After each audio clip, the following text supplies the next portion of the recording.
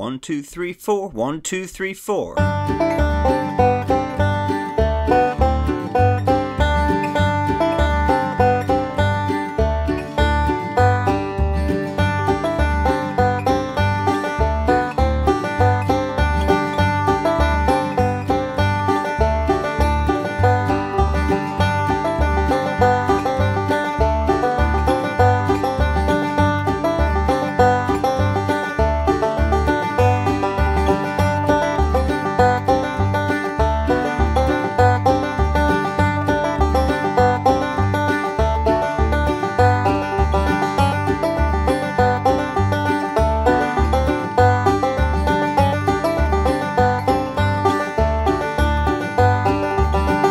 Out there in Banjo land, Mike Heading here, coming to you today with some more beginner material. We're going to work on the classic simple melody London Bridge in the key of G.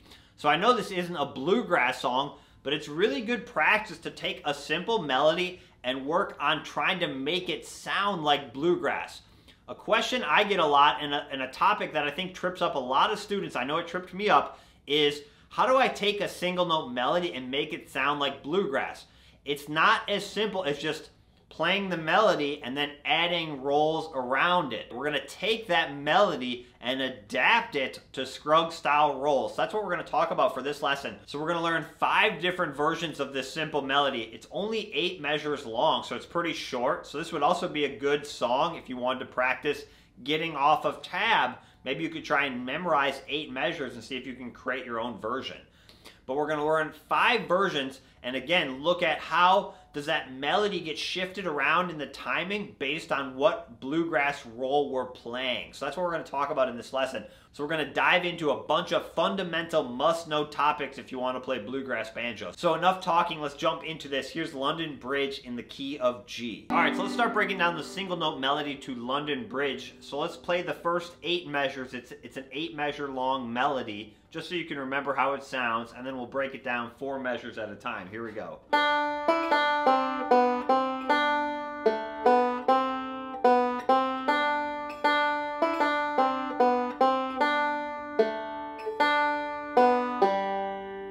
Okay, really slow.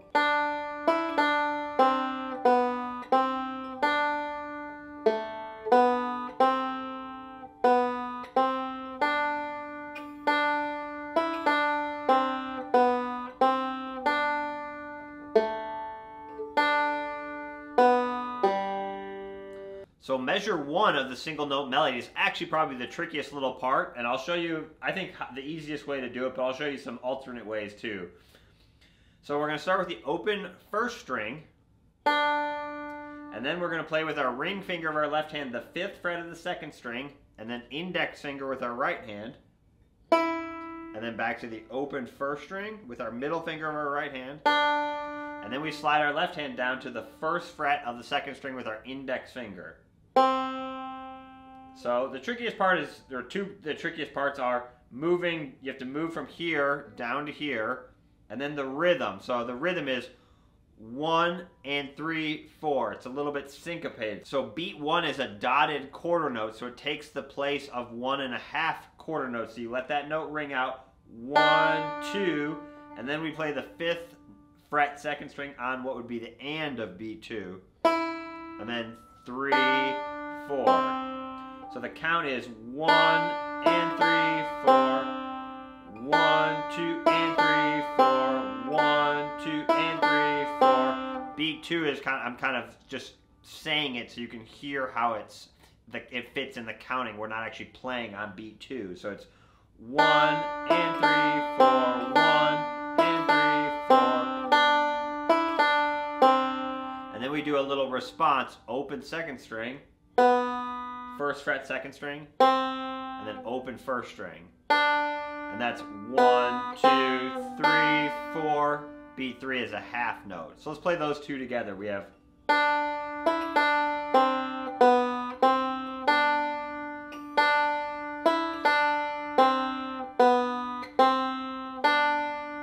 1, 2 and 3, 4, 1, 2, 3, 4.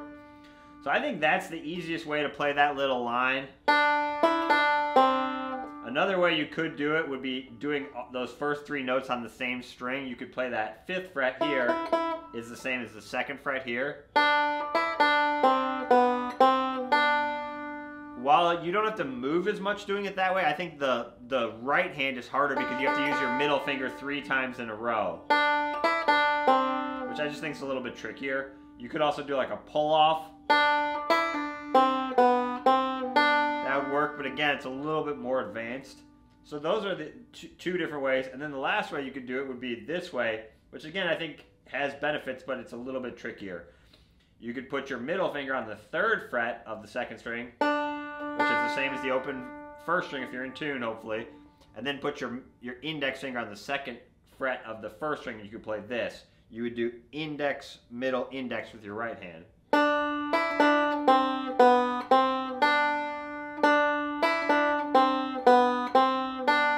I think that sounds good, but I think using the open string for the 1st string works better than the closed note, personally.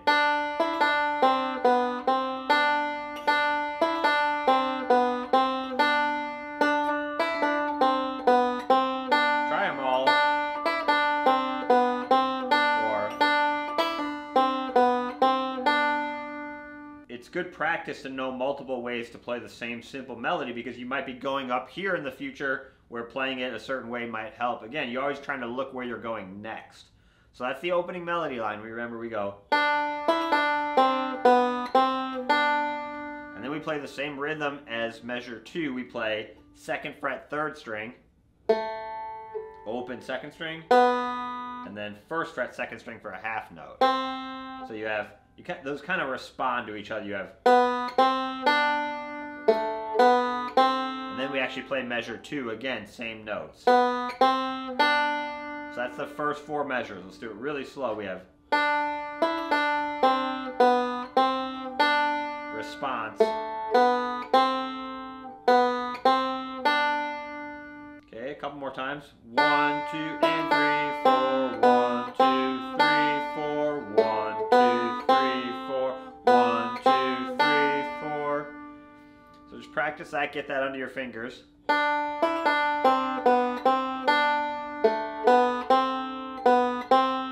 And then the second half is very similar. The first 2 measures of the second half of the melody are the same, so this is all the same. And then we play a little ending lick, middle finger of your left hand, 2nd fret of the 3rd string, and we're going to do half notes, and then open 1st string half note, and then 2nd string ends it, and then 3rd string open, and we're going to do a dotted half note, which is 3 beats.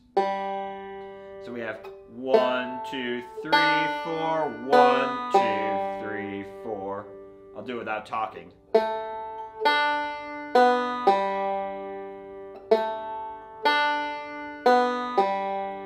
1, 2, 3, 4, 1, 2, 3, 4. And then it would start over. So again, getting the timing of those notes is really important. So again, count it out loud like I'm doing it. Get those half notes down. Get those dotted half notes down. There's a lot of good rhythmic practice in this song, more than just the left-hand notes. Really get the rhythm right, because if you don't get the rhythm right, it's still not going to quite sound like the melody, even if you have the left-hand pitches correct. Let's play those first 8 measures. Here we go.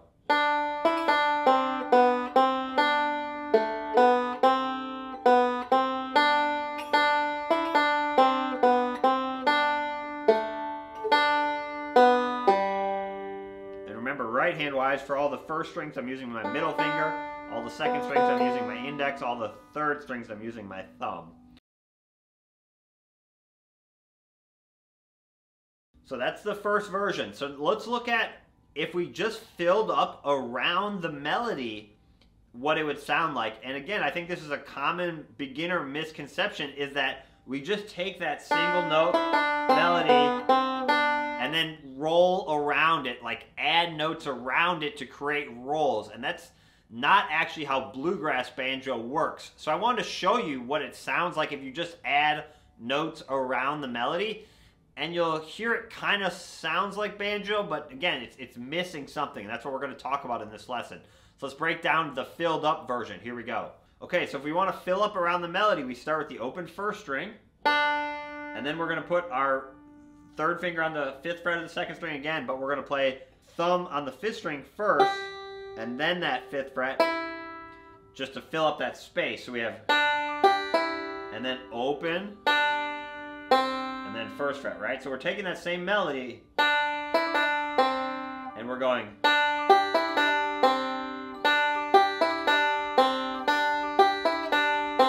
now we're going, the count would be 1, 2, and 3, 4, 1, 2, and 3, 4. Notice how the melody is still in the same timing. 1 and 3, 4, 1 and 3, 4, 1 and 3, 4, 1 and 3, 4, 1 and 3, 4. So that's filling up around the melody, and then we would go to fill up that half note. We're doing thumb middle, right? So we have, and then we could go, and then right here, pinch. Okay, so let's compare. So we have,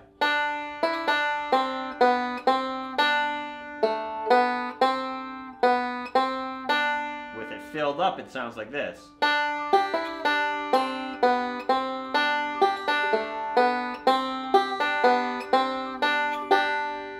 Again, we're filling up around the melody, but it doesn't quite have that bluegrass flavor, right? We're not changing the melody to fit into the rolls. We're fitting the rolls around the melody. So it's counterintuitive. Most people think, and I know I did when I first started playing, that you take the melody and you just fill in rolls around it. That's actually not how Scruggs style works. So Scruggs style, we're approximating the melody to fit into the rolls. We're not approximating the rolls to fit into the melody. That's more like melodic style. With Scruggs style, we have specific rolls we use, and we force the melody into those rolls. That's kind of the basis of Scruggs style. It's an approximation of the melody, okay? So listen to how it sounds when it's just filled up.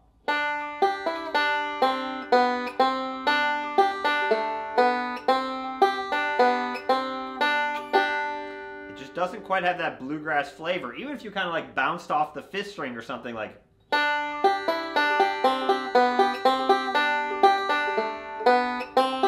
know, like that, right? It still doesn't quite have the flavor. It's not just bouncing off around the melody. We actually have to change the melody. So let's play it again just so you can get a sense of how it sounds with filling it up.